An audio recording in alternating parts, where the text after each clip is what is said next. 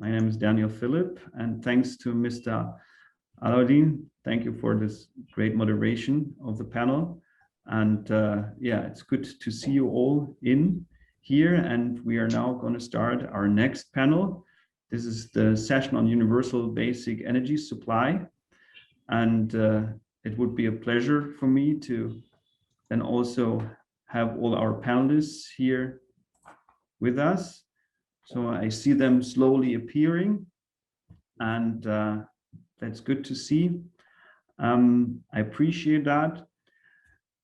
So far, I would like you to start with something maybe kind of unusual.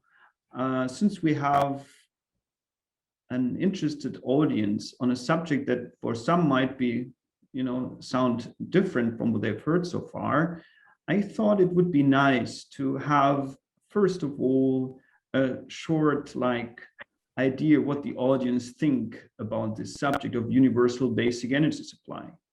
So all of you currently hearing me and attending here, just find there is a link that I'm gonna send you now in on WhatsApp on the chat, where you can easily access the web page. It's called Menti, and this web page there, I would like you to fastly give us your words and ideas, what you guess universal basic income means to you. So just check the background here. So you see there, menti.com. I'm sorry, Daniel, I'm lost. What do I have to do? Here is a link. So the website is menti.com. Just all go on that webpage and type in the number that you see below here. I don't see the number. So the number is 58. I'm gonna tell it to you.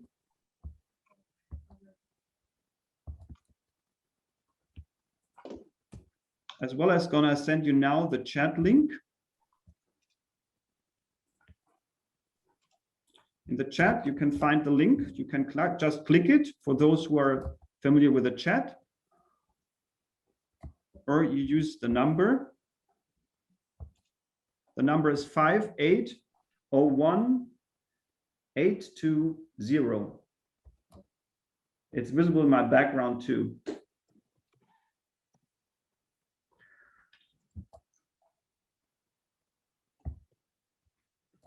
Now I'm sharing the screen so that you see the results upcoming.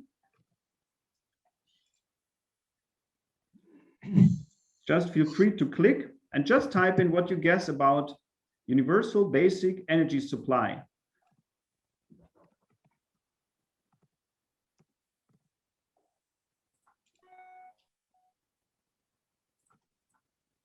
Here now you can see the first results.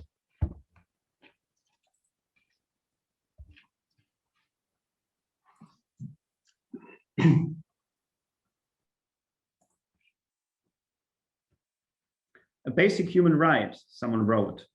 Well-being, energy services, a human right, enabler, comfort,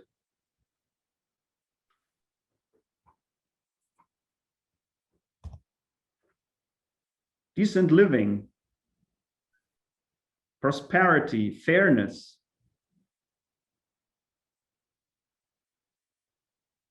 electricity, clean cooking, health and prosperity, a better life at home,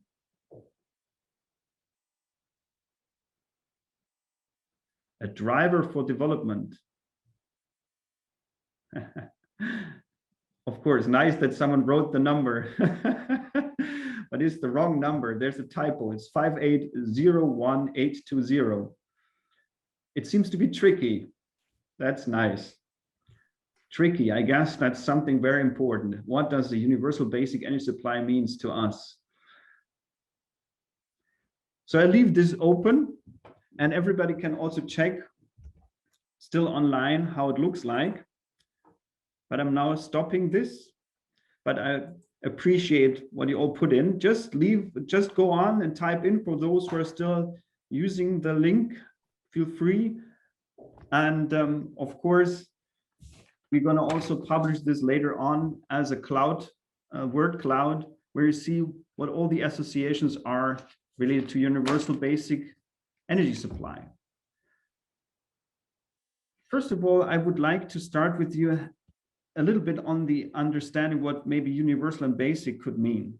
And for this, I would like to start with a very brief presentation on what is called the Maslow's hierarchy of needs. So what you see here is a kind of pyramid, and you have different levels. Don't read everything. It's just only that you see how it's being defined, and those who are familiar from the scientific perspective or like a broader sense, you'll find that also in the Wikipedia. You can just further look at that. But what is the idea about this? This is a pyramid that basically shows what are the physiological aspects of life, the safety, love and belonging, esteem, and self-actualization in an order, starting from a basis where the physiological basis is being described, the main things that are relevant. And basis here could also refer to what we see in the universal basic energy supply as the basic aspects: breathing, food, water, sleep, homeostasis, extraction. And of course, on safety level, body, employment, resources, morality, the family, health, and property. So those things and the basis of this pyramid supposed to be like within a hierarchy, the most important things. And we see here that energy most probably is a high relevant thing here. And from that perspective, I just made something slightly different. I just turned this hierarchy around, because hierarchy usually has this impression that what is on top is the most important. But let's turn it around. And some of those now in the panel, and some of those who know me already, they know that this has been from the beginning approach from my personal experience with this whole subject of energy supply, to turn the world a little bit around, or to turn around some things to learn from other parts in the world. And that is why I appreciate a lot that this conference is about Bangladesh, because I have to say, as I'm Daniel Phillip and my background is energy engineering, and I'm delighted to be part of this conference, and just like glad that I can moderate such a great session with such a great panel. I have to say that decades ago, almost 2 decades ago, I got to know Dipal Barua, who is part of our panel as well today. And I went to Bangladesh to learn from there, just to turn around the way of how scientific learning sometimes can look like, going somewhere where it's very unexpected to learn something, where it looks like that things just like these essential aspects of life, breathing, food, water, sleep, and homeostasis and extraction, are such under stress. In a country like Bangladesh 10, 20 years ago, it was so much different. And I learned a lot, because in those days, I got to know how solar can work out in a country where it was, at least from what I've learned in the global north, where I'm from, that this is not, a technology that is, economical, viable, and suitable for a country, for example, like Bangladesh. And I was proven wrong in this. And I started my scientific career in those days, learning from how it works in Bangladesh, while there had been only a few thousand solar home systems in the field. And solar was playing a very minor role in the activities in that country. And it was somehow the starting point in those days of an extreme success that we have discussed in this conference pretty well already, but until today made energy something so big in remote and like unserved areas that you could say that we turned around in those days already this pyramid, this hierarchy, and now it looks quite suitable to what we have in Bangladesh. So I have to say, I appreciate that a lot, that I was able to learn so much from those days in Bangladesh. And until today, I guess it's a great learning case. This is also why I would really I'm looking forward now to all the feedback that we get on basic universal energy supply out of our experts from Bangladesh, but also from the scientific perspective. So what you see now is, of course, very common to everybody. How is the current situation of electricity access in the world? And you see that, you know, of course, those countries are still not well served, that should be much better served. And the question is, what are the needs that should be tracked or tackled here? And it's maybe interesting for everybody to know why this session is called Universal Basic Energy Supply. For those who are familiar with current developments in this universal basic understanding or approach, there is a very huge community now on the subject of universal basic income. So I just put here a brief slide that nobody should read, but it's a nice reference also to find online. What is the idea of universal basic income? And it's something that comes from more the understanding in the global north, where there seems to be like sufficient revenue there that can be used on tax basis from the government to support people with a basic income. But to understand why such a basic income is so important, I found it very crucial to see that we have issues in the global north that I found we already tackled in Bangladesh very well, because the understanding of basic needs and the basic aspects of life. So in this slide, as you can see here, there's everything mentioned that are the basic things. And I don't want to go into this furthermore, but I would like maybe to use the momentum of the understanding of the universal basic income to show you with such a slide that there's a huge discrepancy along scientific activities why universal basic income has different meanings and different aspects.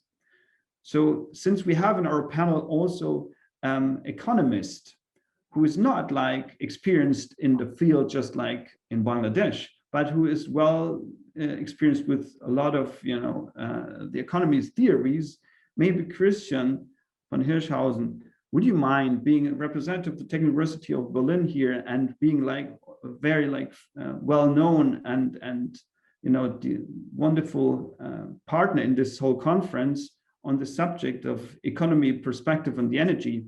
Would you mind maybe giving us a brief understanding from your side? You must not refer to this slide, but maybe you can just give us an interesting or a small understanding from your side. What do you guess on economical impact of universal basic aspects of life? Thanks, Christian. Thank you very much, Daniel. Can you hear me? Yeah, very well. Okay. Thanks a lot, and I also look forward to this discussion, in particular with the keynote speaker and the other panelists. And I want to thank you and the organizers of this conference for bringing home this important issue and linking the topic of access with the topic of sustainable development and the issue of distribution, because after all, we're talking about a simple thing that was at the origin of economics, of the classical economics, was a question of distribution. How do you distribute goods, capital, labor, so that the wealth of the nation would be optimized? That's the 18th century. And the 19th century was from an economic point of view a deepening of this thing around the social question, where Marxism came about. I put in Marxism because I think the approach that is being referred to of the universal income is one of this is Marxist, and that may be debated. In the 20th century, this issue disappeared, in particular in the second half of the 20th century, because we were in a bilateral Cold War, right? The West, I exaggerate, the West was capitalist, the East was socialist, and everybody had to show to the other that he was better than the other one. And so the issue of distribution disappeared.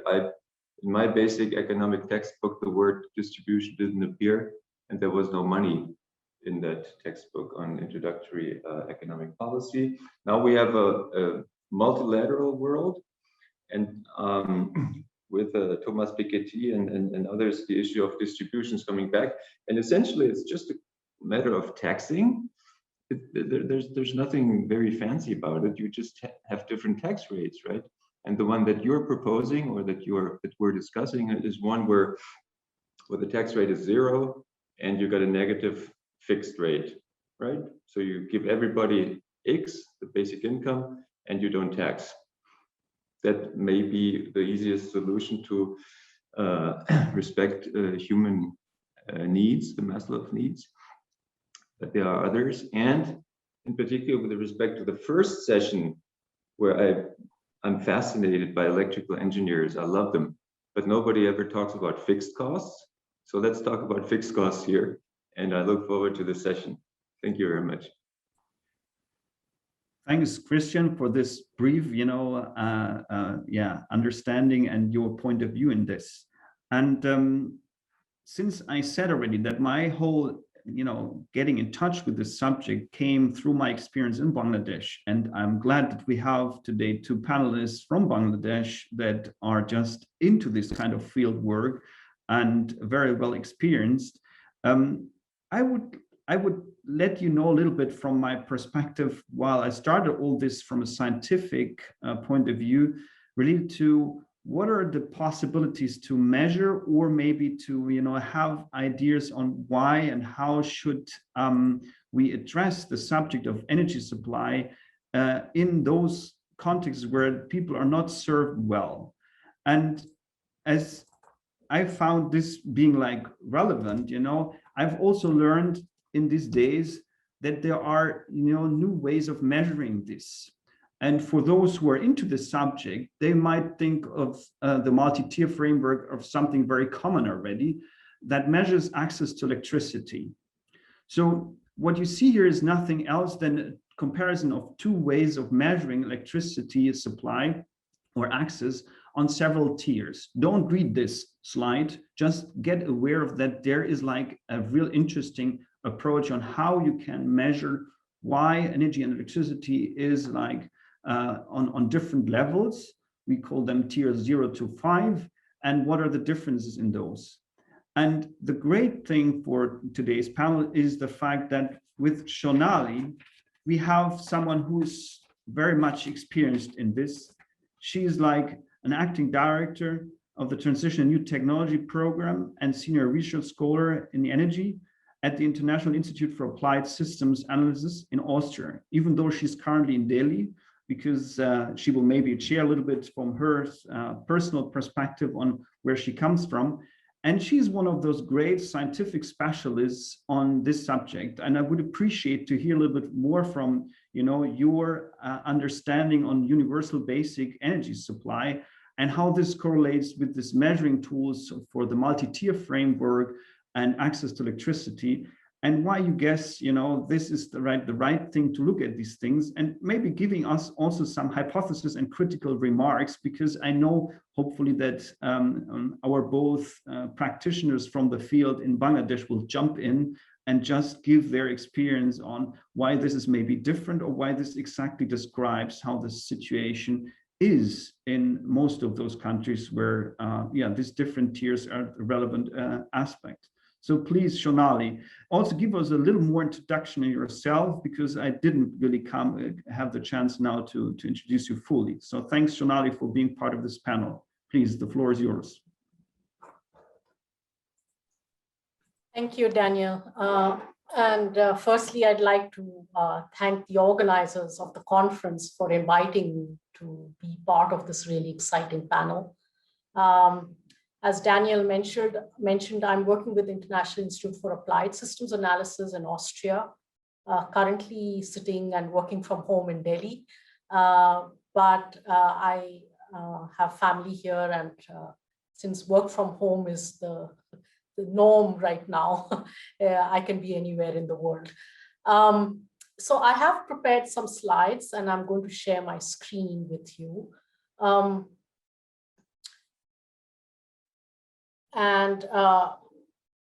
do you see my slides now? Just let me know. Yeah. Okay. Yes, great. we see that. Wonderful. Thanks, Perfect. Shonali.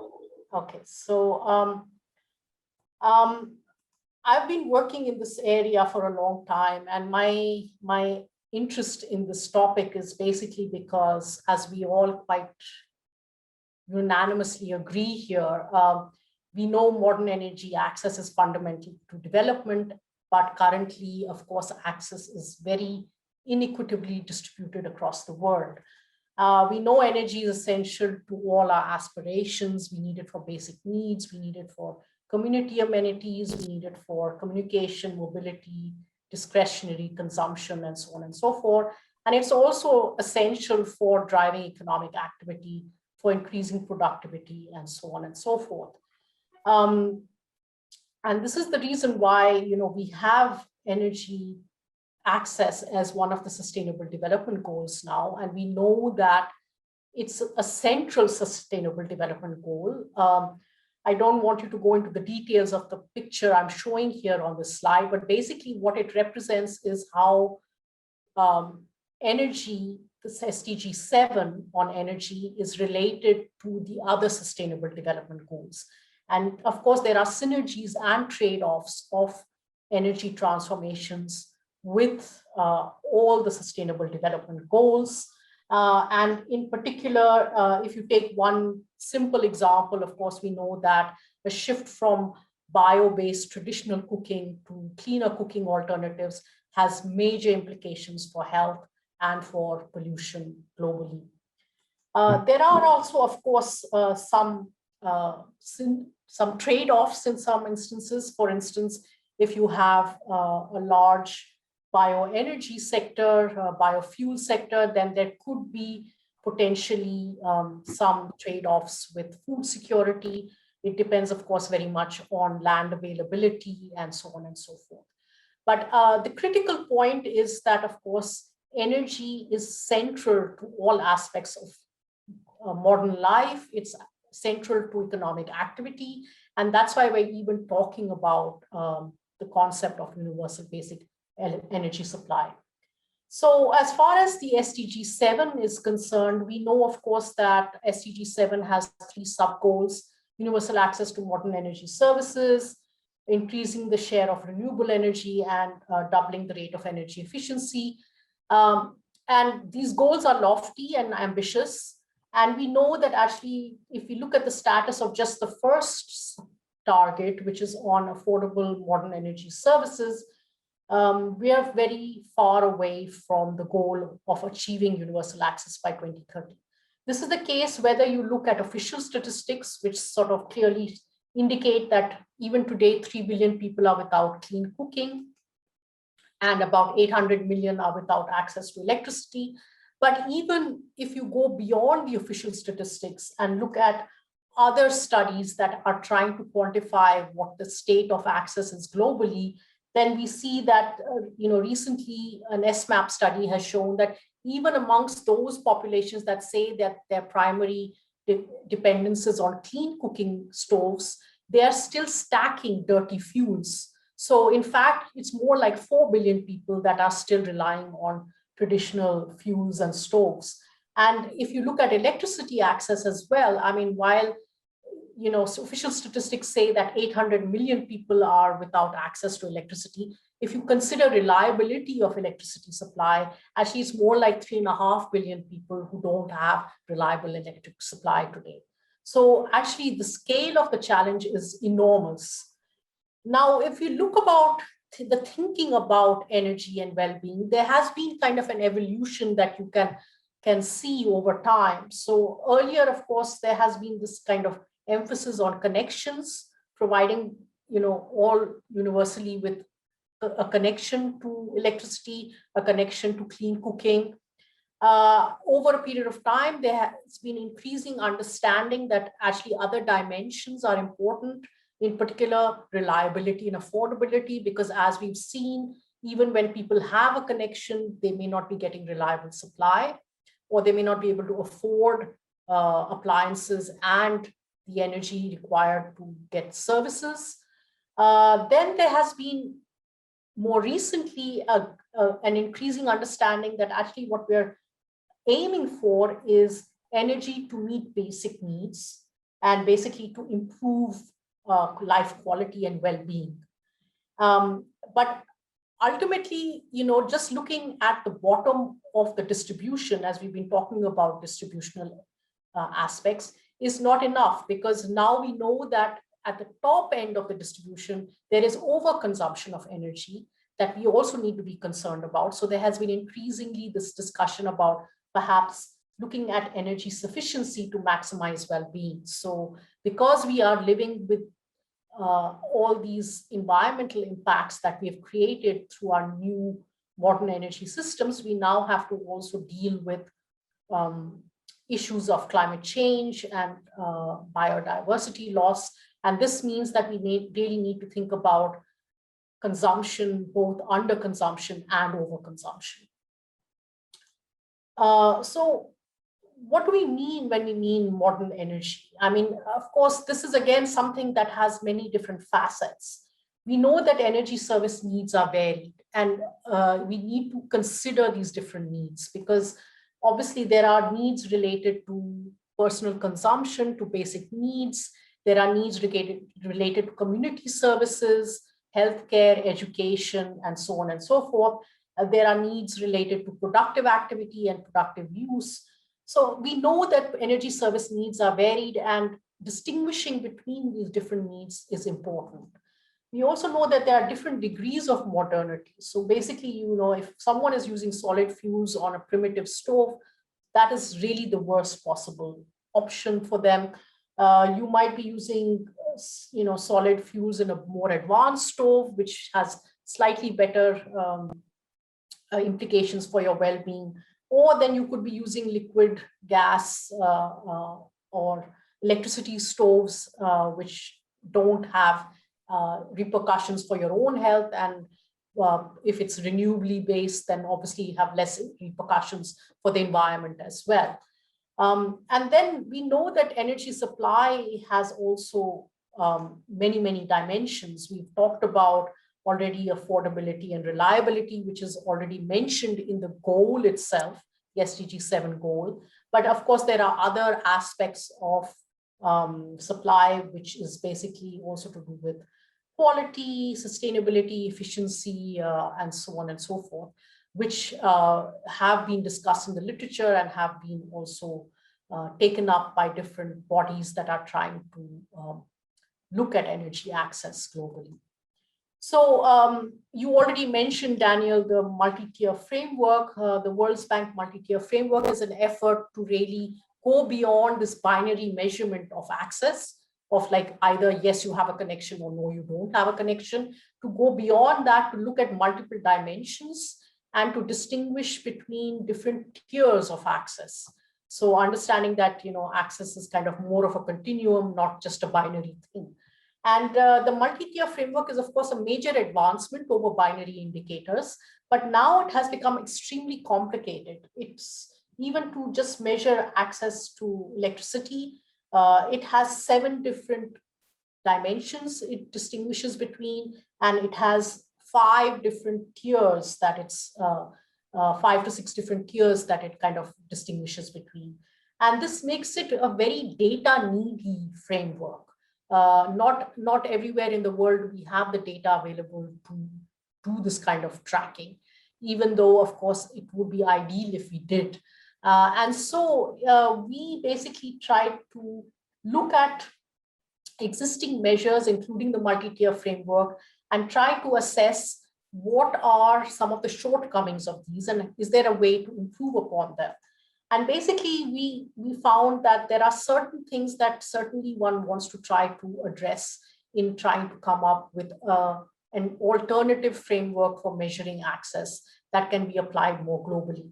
One is that if you focus only on supply, this inadequately captures access to services, right? So while supply is essential to provide service, you cannot focus on supply alone.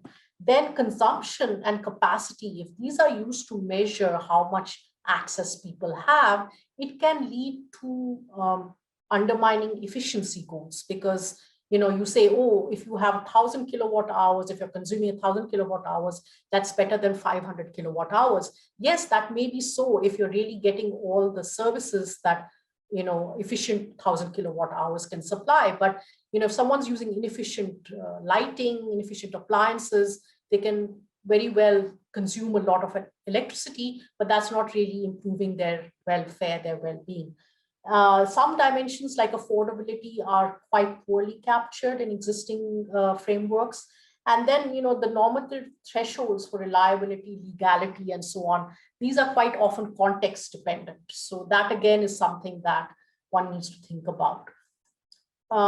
So we came up with this alternative framework, and that's the picture that Daniel started introducing me with. And this alternative framework basically tries to do a few different things. For one thing, it's distinguishing between aspects of energy supply and household circumstances. Because when we're talking about policies to address energy poverty, it requires really looking at both the energy sector, but then also household circumstances and the general poverty status of a household, right? So we distinguish between these two different aspects. We simplify the number of attributes and tiers that are we distinguishing between and compared to the multi-tiered framework. We use appliance ownership as a proxy for access to services. So we're not using consumption, but we're using appliance ownership as an proxy for access to services. And we also try to refine the affordability indicator. And so on the left-hand side on this graph, you see our alternative framework. And on the right-hand side, you see the multi-tier framework. And the example here is really only of electricity services for the household. But basically, we focus on a fewer set of dimensions. We distinguish only few tiers, and we use basically appliance access as a proxy for service. We think this framework better captures the heterogeneity in access. We are currently applying this to many, many different countries wherever we have data. And here is a preview of work that is in progress at the moment, where we've really tried to look at the binary indicator. So on the top in this graph, we have electricity access, and the bottom we have clean cooking access. And basically what this graph shows you is that when you compare the binary indicator of access, that is having a connection or having primary dependence on clean cooking, this gives you a very skewed picture of what access is really when you compare it to our alternative indicators. And in our alternative indicators for electricity, we are really looking at more than 16 hours per day. So the reliability issue. We're looking at access to decent energy services. That means having lighting, fans, and mobile phones and so on and so forth. And then also affordability. That means expenditures on electricity being less than 5% of budget. And similarly for cooking, we have an alternative indicator that we propose.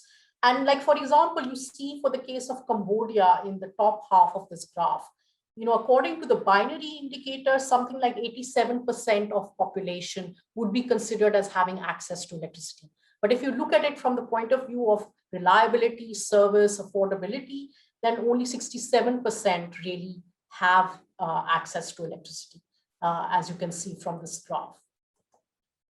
Now, why are we considering universal basic energy supply? I mean, many have conceptualized, as you mentioned, Daniel, basic needs and minimal consumption. You have Maslow, you have Max Neef, Rawls, Coe and Doyle, and Sen and Nussbaum, who have all talked about this issue in many different ways. And we know consumption is instrumental to well-being. So some amount of consumption is essential to survival. Also, energy is an important enabler. We've seen that also in your word cloud enabler has come up to meeting consumption needs. So this is why we're talking about this issue now. And it's not a new question. It's an old question. It's a question that we've been discussing for the last 40 years or more. So, all the way from the 1970s when we had the oil crisis, we started talking about it. Then we had limits to growth. Then we had Goldenberg and all saying we need 1 kilowatt per capita to achieve basic needs and much more. So this is not a new question. This is an old question. And despite that, we've seen that there are many efforts to define what this basic universal should be. But there are really few reliable answers. So, if we think about the Sustainable Development Goal discussion, it started with this United Nations AGEC, which was a body that was formed to really define the goal. And they thought about basic needs as being very little, like 100 kilowatt hours per capita per year.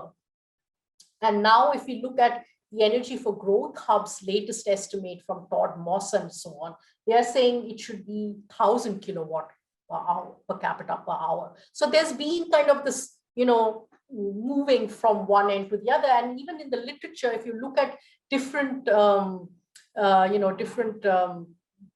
studies, we find that Goldenberg and all said 32 gigajoules per capita. There have been other studies that link energy to Human Development Index and quality of life, and they have estimated 22 to 53 gigajoules per capita. SMIL and others have suggested it should be between 50 and 70 gigajoule per capita. And there are studies from WEC where they have suggested that everyone should have the standard of living in Poland, which is about 100 gigajoule per capita. So there's been a lot of work on this. And I think what is required now is really a focus on decent living standards, looking at alternative needs, what are needs for decent living. And this is work by colleagues of mine in at IIASA, where they have tried to define this. It is a normative decision, and you may decide to define it differently. But shelter, nutrition, health, hygiene, socialization, and mobility are basic needs that we all today take for granted. So one really needs to think about this. And then they have tried to quantify globally how well is the world doing in achieving these different needs. And what we can see is, of course, there's a strong north-south divide. The regions where you have income poverty are correlated with regions where you lack access to these decent living services, and particularly regions of sub-Saharan Africa, South Asia, and so on and so forth have a huge gap in terms of meeting these decent living standards. They've also quantified the energy needed to meet these decent living standards. And again, this is work that is in preparation, but basically we see that this is different depending on region, because obviously energy needs are different depending on weather and other context specific factors, but it's at the range of 12 to 40 gigajoule per capita per year, which is very low compared to averages in many parts of the world. But at the same time, it's a big gap for some countries where many people don't have even one fraction of this today. And we see that mobility is a need that is very energy intensive and is actually not even one that is considered amongst the SDG 7 goals and in the energy access discussions so far. So I know there are many other questions that we want to answer and other speakers that come after me. So I'll try to end here with a few concluding remarks. One, I don't think we should be talking about universal basic energy supply. We should be talking about universal basic energy services.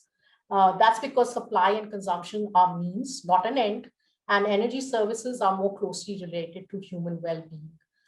Second, we know that total energy requirements for decent living will vary by climate, culture, context, and these need to be estimated bottom up. We know that the current distribution of energy services for decent living is highly uneven across regions and populations. So the focus on this issue of distribution is critical. And for that reason, redistributive policies may be important to ensure universal access to decent energy services for all. So with that, I'd like to thank you for giving me this opportunity to share my ideas, and I'm happy to take questions, comments, and discuss this further with all of you. Great, Shonali. Thanks a lot. Yeah, very impressive, and of course with a lot of substance. And yeah, I have to say thanks a lot for giving us such a great outline on this whole subject. And of course, it should be about services. And you know, that was like the initial learning that I got from Bangladesh going there, you know, 20 years ago, seeing that it's not about, you know, going there and let's say like giving them electricity access. It's first of all the services that are related to that. And I mean, because what you've said, you know, I like to, you know, show it again why their success in Bangladesh has just underlines a lot of those things that you mentioned now so much. I appreciate that until today, this is just such a good example how it could or should work with this. So let me at least again like share the numbers for Bangladesh, where you can see how successful this was or this is in Bangladesh. And I guess there are even more recent numbers for Bangladesh in this case. But it's just amazing to see that. I was there in 2002, so this is nicely that the numbers that are seeing here, the solar home systems installed, and this tackles currently only the point for electricity and not other parts. And in those days, it was like a few numbers in the field, and nowadays you can see there are like thousands or a million systems out there, and it's 2020 has even more numbers. These numbers are taken from ITCO, and what you see here is like basically how people have absorbed the fact that services are needed, because these systems, these solar home systems, they could consider also as solar home services systems.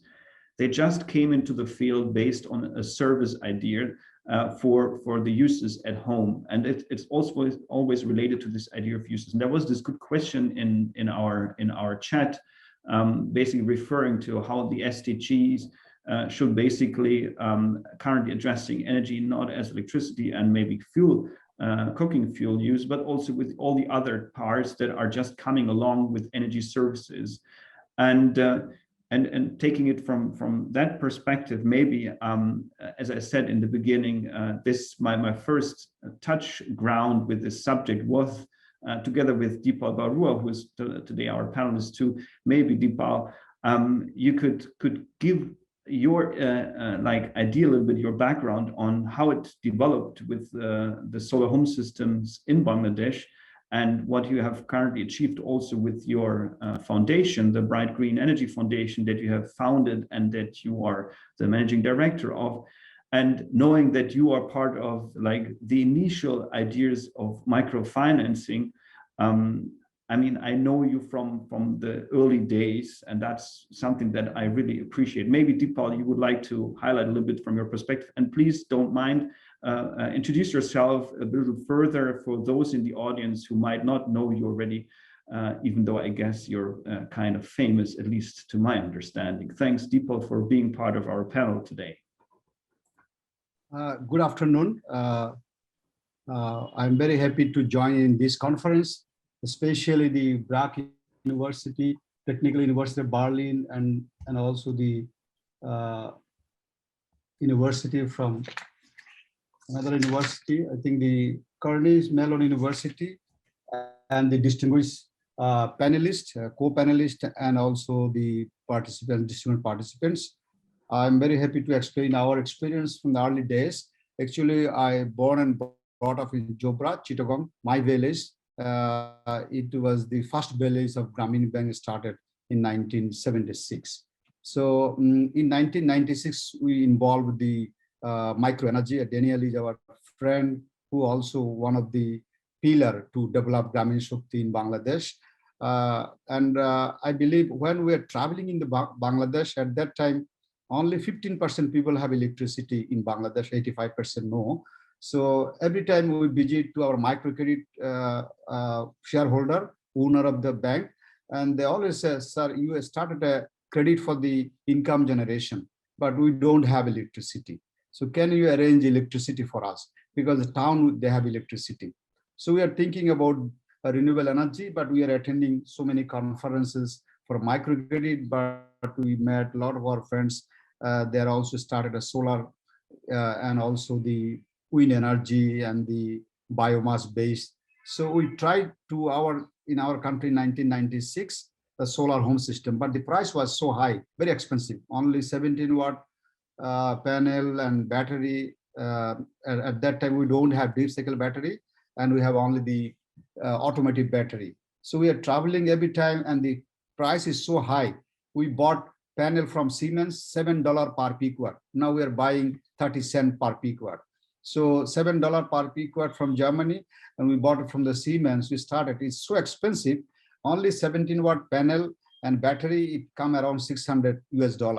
So it was so expensive. Every time we go to the village, people say, "Sir, if you can sell my whole home and the home estate, we don't get this $600." So this was the biggest challenge. Then in our mind, we grew up in a microcredit institution. So we thought that why not giving a loan, small loan, to become the owner of the system. So initially we tried, but the poor people are not able to buy it. So we convinced some school teachers and other, because they have some regular income. Though the microcredit of Grameen Bank only provide the poor people, but the solar home system, we are not limited to the microcredit borrower only. We open to the whole society. Then some school teachers are interested. They're using television by bringing battery from 15 kilometer, 20 kilometer by their shoulder. And so then, and every time in the middle of the night, the battery is not working. So once we say the solar home system, it can also watching television and can run the light, everything. So people are interested. Some people are interested. So we provided 50% down payment and 50% advance payment. So that the down payment and 50% they have to pay within 6 months. This is the starting. And we installed few pieces, and everybody is so excited in the middle of the night in the village. Maybe 100, 200 people gather when we switch on in the solar light. At that time, it was fluorescent lamp only, and the black and white television. And they invited us for a dinner. I said, "Oh yeah, for dinner for 10 people, 15 people, we have engineers. We call them social engineers, electrical engineers, basically." And then that's the really word of mouth. Once or two pieces working, and everybody asking us, "Why not start installing in our house?" Then we say the price, and everybody again thinking. So it takes time. 5, 10 to 6 times we visit one customer and they convince. So we are lucky that gradually it's growing, and we are giving sometimes a 6-month loan, and then we got a IFC loan, one from World Bank Group, around $750,000 US. Then we expanded a little bit, and the USAID came to visit us, and they're interested, and they give us small amount of money. Then we grow gradually, then from 6 months to 1 year loan. So it takes from 96, 97, 98, 99, 2000, 2001 to, it takes 7 years to install the 10,000 system. Then it was interesting that the Japanese Kyocera company came to us, and they said, "We will give you $5 per peak watt because you are handling with the poor people, and we train young women for as a what call a maintenance, and we train all customers." So women is involved in the very beginning, and then the price is also going down, $5 per peak watt, and gradually $4, $3. So the price is going down, and we are expanding a lot. And the World Bank came up in 2004, I think, with the EATCOP. Then the things are growing very fast because they gave a loan for 3 years, and then 15% down payment remaining. We provided a 50% down payment, and then 25% down payment. Remaining, they're paying 24 in installment, then gradually 36 in installment. So the beginning, it was interesting. Then even in the village, once you have a solar panel, the social prestige is also there, because somebody marrying their daughter to another house, they're asking, "Oh, do you have a solar panel in your house?" Because it's become a prestige, and it's become a kind of a equipment that also bring the electricity in the house. The first we see the first is the light, then they go for television, and the mobile phone is growing gradually. So in Bangladesh, the mobile density is so high. You see, because of the solar energy. When electricity is coming now, last 4 or 5 years actually, but before that, electricity was not available in the rural area. So I think the solar home system worked very well. This is the one of the best energy access model in the world. 6 million solar home system right now in Bangladesh, and many people criticize that there are 6 million batteries there, but you know, the technology developed. We have a battery recycling plant, so all the battery, at least 35% of the cost, they can get it. If you buy $100, you can get $35 when you, after 5 years, you can sell it to the recycling plant. So this is the initial, we are talking about the basic energy services, but I think energy needs. But in Bangladesh, our context, everybody want light, fan, and the television and mobile phone charging. Because once you are a more power unit, then you have a laptop and others, gradually is growing. And the LED things came in 2012. Then it was so much effective because 50-watt panel, we give a 4 light points and 1 television, black and white. Now, we give fan 35-watt, 25-watt panel, color television. So I think the technology is improving, and solar panel efficiency we are using at that time 15%, now around 22% efficiency, and in the laboratory, NRA laboratory, now around 40% efficiency. I believe once you have the people without electricity, it was almost 2 billion, now close to 1 billion people without electricity in the whole world. I think the energy access is very, very important. This also energize the productive users. In Bangladesh, we say income generation. Once you have a light and you have a microgrid, so you can do something under the light, and also barber shop, furniture shop in the rural area, semi-urban area. So light bring income generation. Even in early days, in Baluka near to Dhaka, I'm traveling every day almost from the Grameen Shakti office. We say in the evening around 2 p.m. I start, I go around 5 p.m. Then I have to 1 or 2 hours. Every shops, they have a solar light, and they have a barber shops and furniture shops, and so many different kind of income generation under the light. I think this is an opportunity for the people that can improve the quality of life and improve the quality of education of their children and also health. So this is the very important aspect. And then the call started by the World Bank Finance for 120,000. It is for 8 years, but we finish by 5 years. And Grameen Shakti, almost 60% contribution, all other partners 40% contribution. So there are so many recognition when we publish the report, the 10,000 solar home system working in Bangladesh, charging mobile for income generation, and women are involved for producing small lights and charge controller, everything. So this was the excitement. And not only World Bank, the all other financial institutions, JICA, DFID, GIZ, KFW, World Bank, ADB, everybody joined there, and now almost 7 million solar home system. And the people say around 300 megawatt producing for solar home system. I would say 15% of the population right now. They say 100% electricity by the end of this year. But you know, 15% people still using solar energy for the electricity, even for 100%. So in that case, out of 170 million people, 15% people is a huge population using it. I think day by day, solar energy increasing. We are extended to solar irrigation, even grid tie solar also irrigation, and also we have a solar street light is growing. More than 1 million solar home system street light is there, and also AC/DC system is growing. But we have a land scarcity, not the bigger, around 100 megawatt also in the grid tie solar system already is working there. But still, I believe the rooftop is coming up. Net metering policy, SREDA took it very good step, I think, in coming years. And in Bangladesh, now the solar, even in BGF we established in 2010, I got the award from Abu Dhabi. They gave me a human resources 1.5 million. So I create a foundation called Bright Green Energy Foundation. And apart from my foundation, I'm also leading Bangladesh Solar and University Association. So we have around 60 companies. Now we are influencing policymakers to take a renewable energy in a policy. So I'm very happy now the Bangladesh become a developing country, and there is one condition by the UN, you should prefer clean energy. So the government has a condition you have to prepare from the coal to other clean energy. Number two, the 8th five-year plan, recently from 2001 to 2025, government decided they give subsidy incentive to the fossil fuel. Now they will also give incentive and subsidy to the clean energy, renewable energy, also they promised in their document.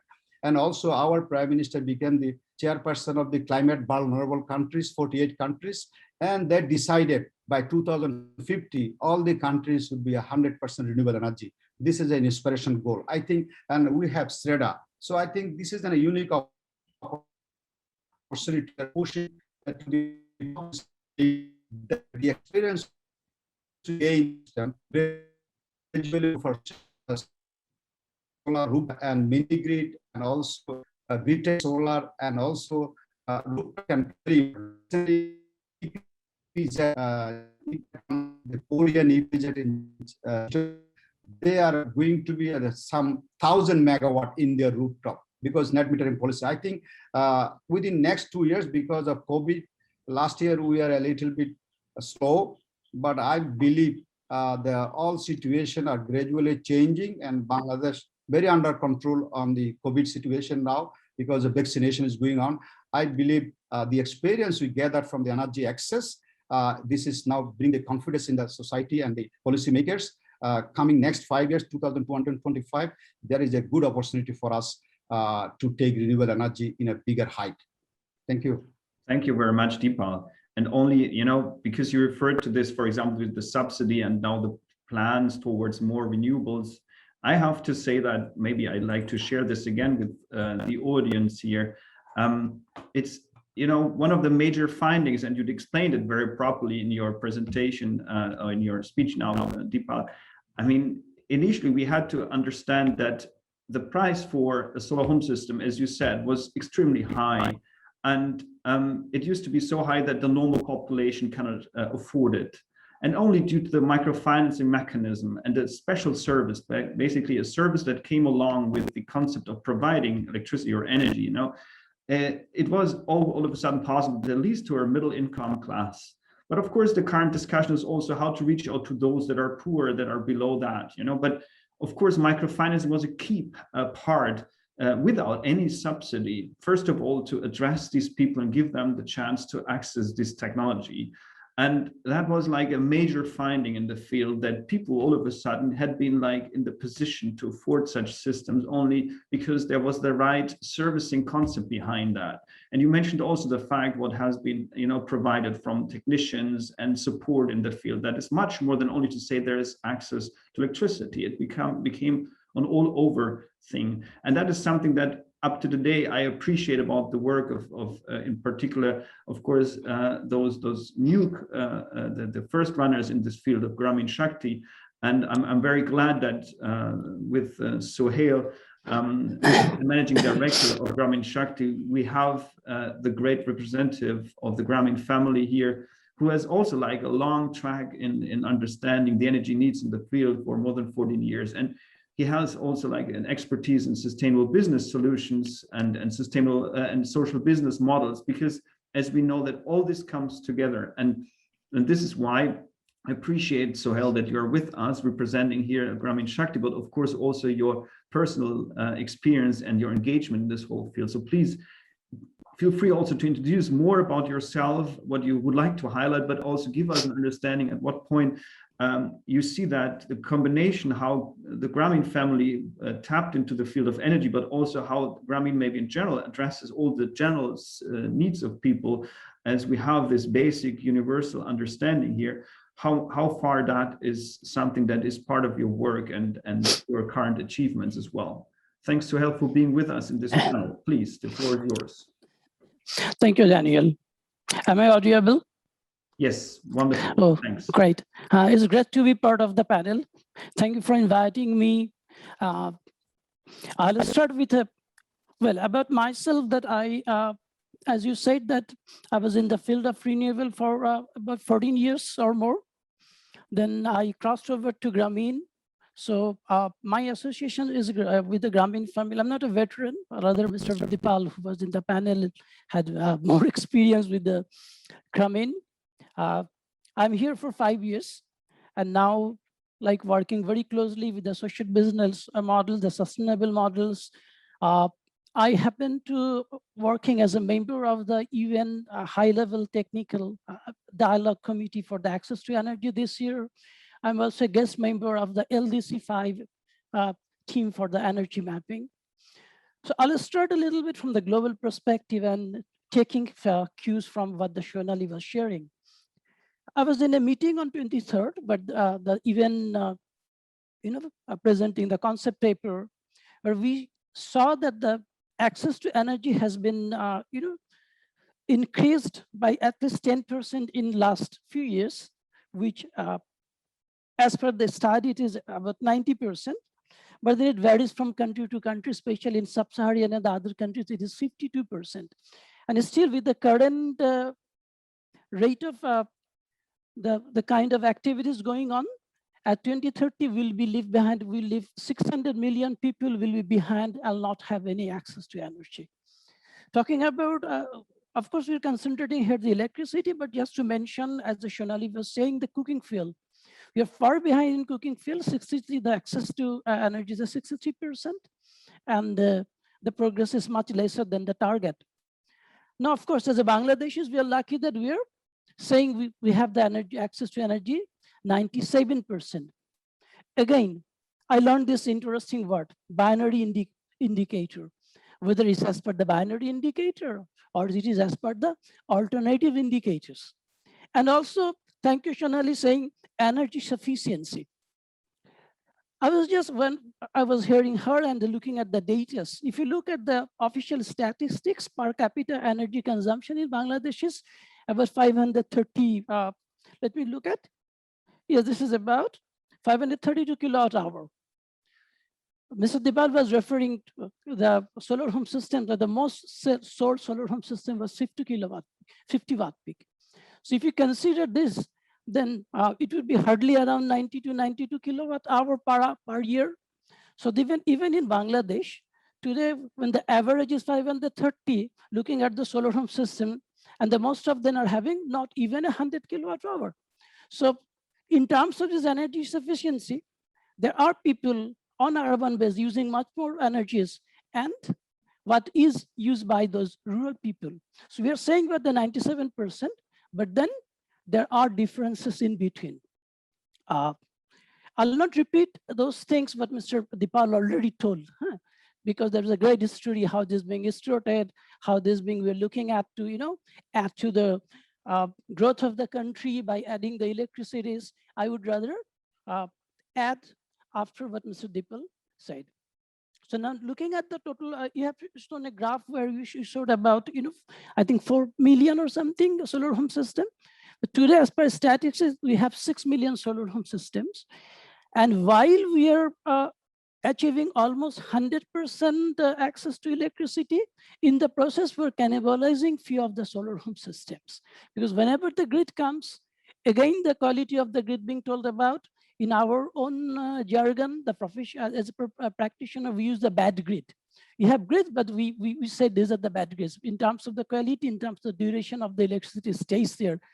It's not maybe, you even get this word in a book, but that's what we use for our own purpose. So now looking at it, while you are having those electricity, the grid being connected, you become a little bit negligent about the solar home system you have. So how you're going to keep the solar home system up and running. Imagine 6 million solar home systems with 5 members per family. You multiply this, there would be many European countries, maybe Germany also, you don't have so much population. And in that perspective, you're lighting a whole country with solar home systems. Are you going to continue that, or you're going to lose that in some process? So that's what we're looking at. That's where my friend Sebastian is here. We are working together with peer-to-peer electricity grid, which is adding more value to the solar home system they have. And that's creating the consumers, the producers, the prosumers. And we are pushing the DC appliances there so that the grid, the electricity they have, which make more sense to them. It's a very nice sales preaching. that you take this appliance, you don't have to buy the electricity because you have already bought it and it is all reserved for you for another next 15 years. So we need to do that. We need to first safeguard those what we installed. Now I have to come to the another point, like these are what, again, for basic lights and the mobile charger. Of course, this solar home system is a key reason of Bangladesh being, the mobile coverage is more than 90%. If you see in the African countries, most of the solar entrepreneurs are the mobile people. They started that they saw that the mobile could not be sold since they could not charge it. There are kiosks in the markets where you go and charge your mobiles. So it's a good business to start with small solar kits, which will enable you to charge your mobile and is go hand in hand. That was not the case in Bangladesh. When I visited different countries, different people came to us and approached whether we could set up kiosks. I said, no, we are far away from that. We don't need the solar kits, we don't need the kiosk because already the solar home systems are there, the mobile chargers are there. Fine. So you have covered those basic needs. The lighting needs are there, the mobile chargers are there. Now how much you can, have the productive use of the energy, whether these basic lights are enough or you're going to do more. Whether you're going to indicate those small things. Look at even the role of it. We are not talking about the huge industries. The SMEs, the micro industries, the maybe think of a farming, whether egg incubators, whether rice huskings, whether you could use those. In that way, what happened? The energy need will use for productive use that will directly add to the GDPs. I was reading a data worldwide is being said, it's not a direct relationship, a lot of arguments, which is the exact data, but in some literature is being said that the 1%, increase in the consumption will increase 1.72% of the GDP growth. There is, of course, no denial that there's a direct relationship between the increase in consumption and the growth, but let us divert the use of energy in more productive use, which would not only add to the livelihood, because when this productive energy will be used in the productive use, that will be add to their livelihood. At the same time, that will be add to the GDP of the country. So it's all win-win proposition. So from our perspective, we are trying to see that how we can, at the rural level, going to do that, going to increase the productive use of energy. At the same time, we are, work to sustain whatever the solar home system we have. Again, this came in the presentation, the Shonali was saying that there's always a bargain for us. We cannot see as a nation, at least personally, I cannot see as a nation that will have huge megawatt grid connected plants, because there is being one of the most populous country of the world, there's always a bargain between land for urbanization and land for cultivation. So you cannot think of it. But of course, we did a simple calculation. It's just for the sake of calculation. If we add all the rooftops of Dhaka and Chittagong, the two major cities of Bangladesh, you will get space for 1 gigawatt of electricity. Of course, you're not going to, all the roofs are not feasible, we know. But if just a normal calculation shows it is 1 gigawatt, think of 10% of it. Think of 10% of it, and then how much it is. But we think the enabling policy is required. For example, we have a policy that you have to install certain portion of your electricity through renewables if you want to have a new connection. So it's more like you have to do that, and then thereafter what happens, whether it's generating an electricity or not, probably not being examined. I believe if it is a little bit other way around, in the sense that you have to install, but then after you get that, you maybe get the reward after that. If certain portion of your electricity consumption from renewable, you'll get a green tariff or something. That would have worked much, better way. On the other hand, today we all talked about the cost of renewables. It's come down drastically, and today it is almost or maybe in somewhere little less than the grid parity, which we were all talking about when we started working in 2006-07, that it will reach in grid parity 17-18 somewhere, but it is already there. The question is, the people like us, the investor or the practitioners, whether we go and do that. It's a long-term project. Mr. Alauddin was in the last panel. I had a discussion with him whether certain insurance could be provided. Because when I will put a OPEX, is a tariff model, I have to wait about next 7-10 years to get back my investment. So there are good farms, but then even maybe a business get bankrupted, something happened, how I could recover my cost. If this gap could be filled in, then I can see that, I mean, the investment on the rooftop will increase many folds, and that will help us as a country to have a lot more renewable installation. So from my perspective, that's what I do. If I conclude, sum up what just I have told, we are looking at sort of sustainability of the solar homes being installed. We are looking at the productive use of the solar home systems. And at the same time, we are looking at the expansion of the rooftop, especially we're doing some trial on the tariff model, but we believe certain policy measures is also required for us to make it as a sustainable model. So yeah, from now, that's it from me. Over to you. Thanks a lot, Sohel. With you, I feel already like the bright green future, not only Bangladesh, maybe. That's exactly what I appreciate to hear. And hopefully we then really address properly the universal basic energy needs or services that should be out there. Since you are representing also the real approach in the field to address people's needs currently, one of the questions in coming from the Q&A already is that how about, we know that in the past 20 years, there had been a lot of improvement technology-wise, in particular for electricity, to have much cheaper systems, but still on the other side, maybe also the demand increased. So the question is, at what point do you see already with also addressing with new appliances, with new systems, maybe an increased threshold, like a basic energy need with the people, because the demand has somehow increased. It's maybe a question not only to you, but also to the others.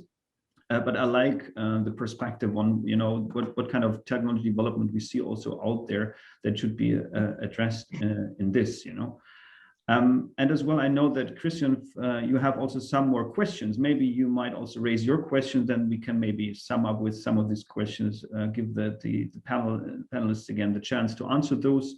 And if there are still more questions coming from the audience in general, please feel free also to raise them. We try to put them in or give you also like bilaterally some answers. So please, Christian, maybe you add up also some of your questions, please.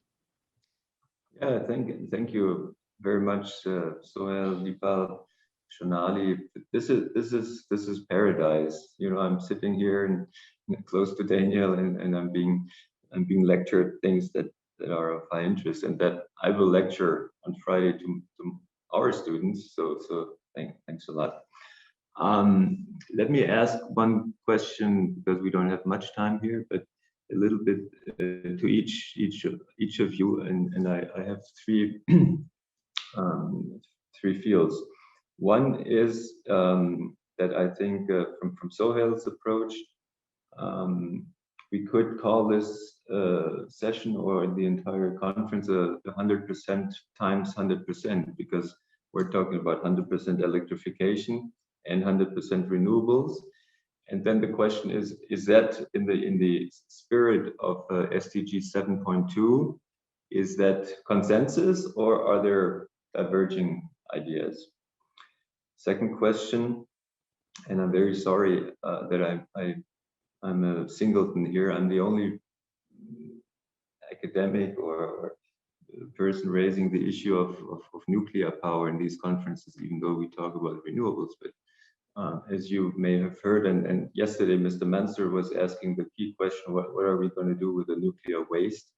And you know that Bill Gates is coming around and trying to sell SMRs, which are supposedly safe reactors, in the spirit of electrification, which is a major argument, electrify the remaining 1 billion people. Is anybody considering this as an option, and what is your take on this? And then on Shonali, once again, thank you for putting up a new perspective on the indicators. Now, I'm usually, I see the glasses half full, even though they are maybe half empty. What you're saying is that our estimates of access need to be modified and that they need to be reduced, which I think is an interesting perspective, but goes into a right direction of services rather than quantitative indicators. Do you think this would require an overthinking of the indicators as we move out of we're moving out of SDGs, right? At the end of the decades, the SDGs will be no longer. So what is your suggestion, or what would be your take on the next round of indicators as we approach the end of the SDG time with the year 2030? Thank you very much. Thanks, Christian. And since you addressed it to the rest of the panel, I mean, I also would like to put one of the questions that came now also from the audience is on subsidy, and what do you guess, like in particular when it comes to last mile for those that are kind of remote and difficult to reach.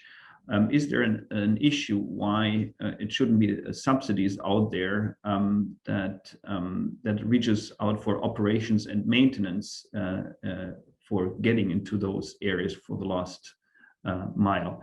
And if you don't mind, I would like go through first Shonali, then Dipal, and then Sohel, answering maybe those different questions as far as you feel being addressed with these questions. So just feel free then to start. Shonali, please. Thank you, Christian and Daniel. Great questions, great session, actually.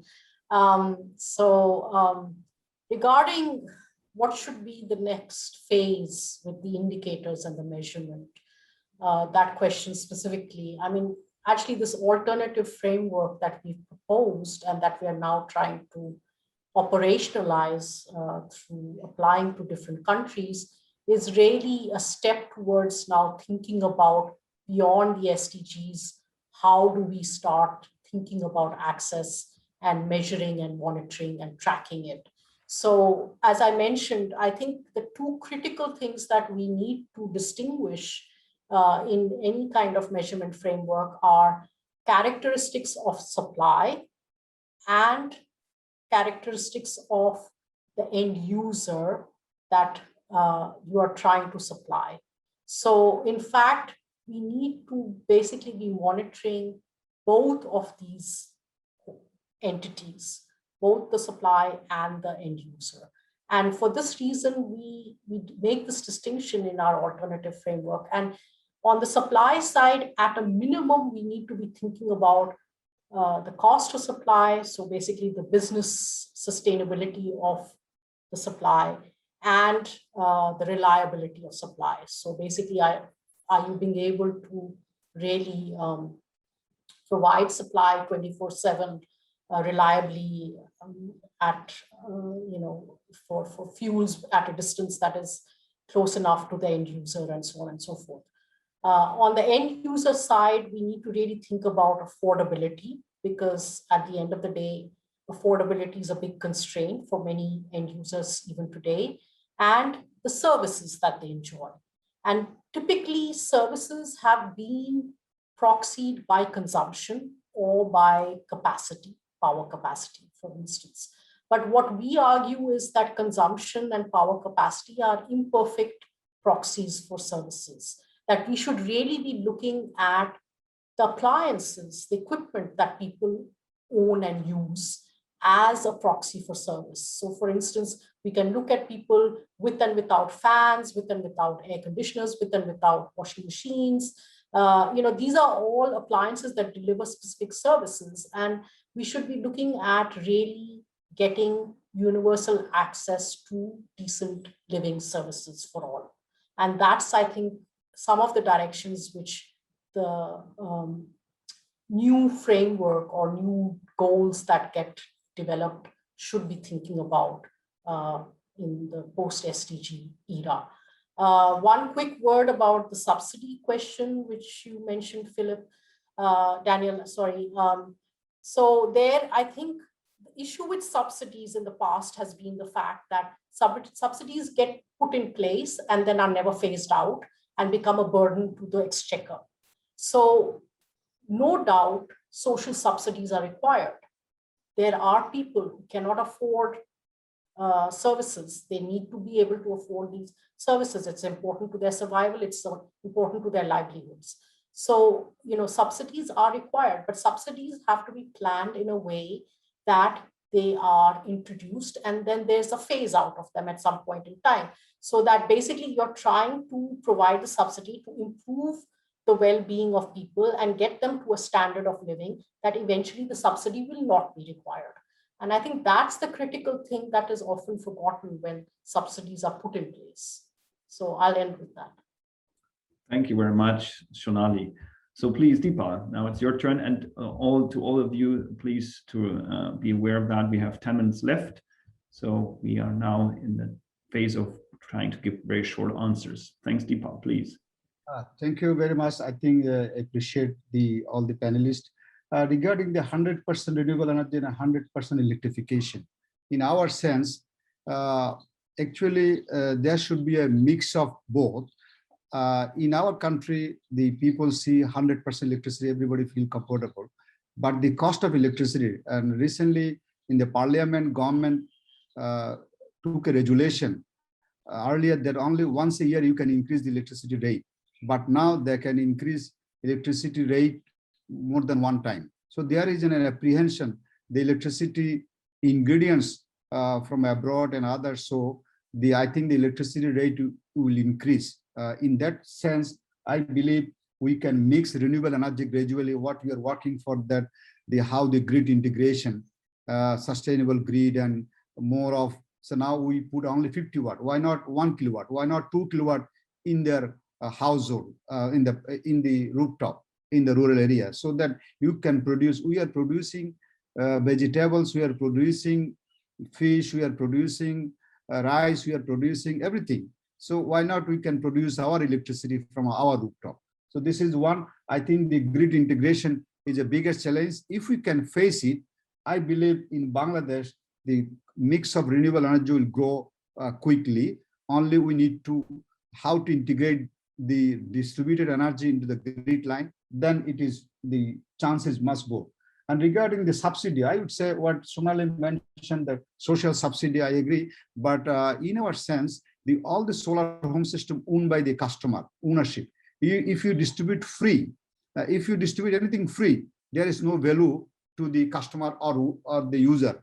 So in our sense, from the very beginning, solar home system is ownership by the customer, ownership by the household. So in that case, there is a much more attention for the maintenance.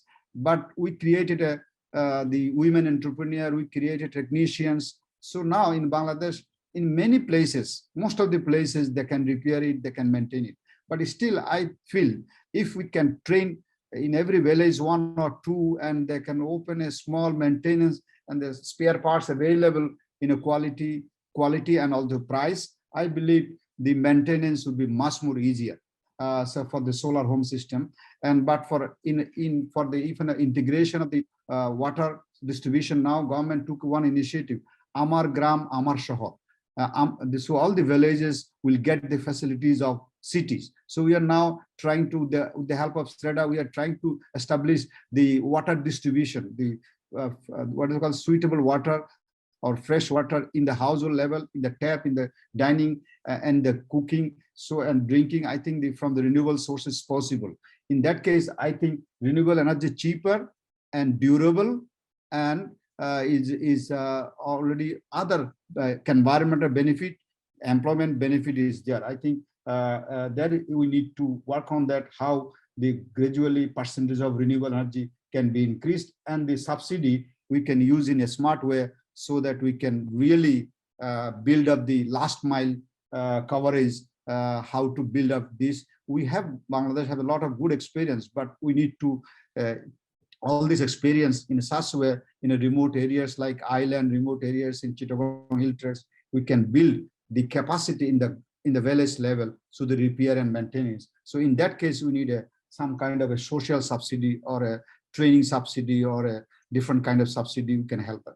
And the other, I think the nuclear, this is Daniel, you can answer these questions, but I believe the characteristics of supply and characteristics of customer, what Shonali mentioned, is important. In our case, we see once you are a customer and you become a owner, that is much more easy for the maintenance of the system. Thank you. Yes, short answer, 5 minutes left. Matter of the 100% electrification, as far as Bangladesh is concerned, of course, if you consider point-to-point connection, it is possible. We are almost to that. If you consider homogeneous versus heterogeneous, I think we need to work with that. If you consider productive use of energy, I think we need to work with that.